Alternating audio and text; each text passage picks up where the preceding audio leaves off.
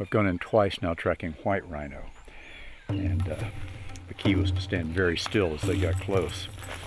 So I think they think I've graduated and I'm ready for black rhino. This will be the real test. When you take up the sport of tracking black rhino, you've got to have very good climbing skills. I know I don't look like I'm that agile, but trust me, if something's running, you'll see. Guide Brad Frichet and our tracker Difficult from Singita's Pamushana Lodge are leading our walking safari to find black rhinos. Skid marks. Yep. We see lots of evidence of rhinos. We know there are a lot of rhinos here, almost 200 of them at the Malolongwe Wildlife Reserve in Zimbabwe. But after more than an hour, and no luck catching up with the tracks we've been following, we turn our attention elsewhere. It's a big bull elephant. He's got serious shoulder height to him, so that's going to be quite impressive.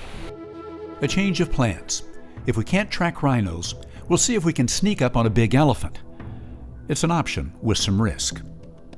If anything should happen, don't run, but just give me some space behind me and just listen clearly to my instructions. The wind is in our favor, but to keep from being seen, we'll need to stay behind bushes. And those big ears on the elephant mean we'll also need to move as quietly as possible. While Brad and I are focused on watching the elephant, our tracker Difficult spots something else off in another direction. It's a black rhino, the animal we'd been hoping to find since early that morning. What we had not hoped for was to be caught in no man's land. You've heard of between a rock and a hard place. How about between a bald elephant and a black rhino?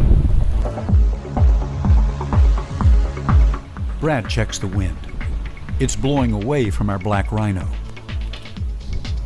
Brad signals an important reminder to keep an eye out for the elephant as we turn and now head toward the rhino.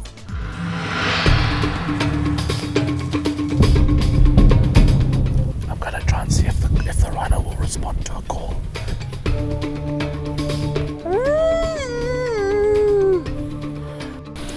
If that thing starts coming, you get behind these two trees.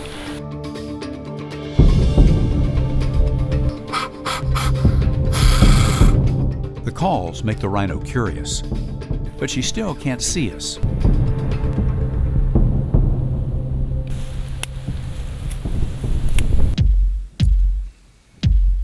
Snapping twigs finally does the trick, bringing her out for a closer look. Get closer to the trees, please.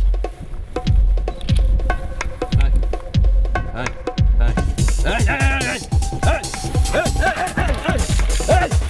Come on!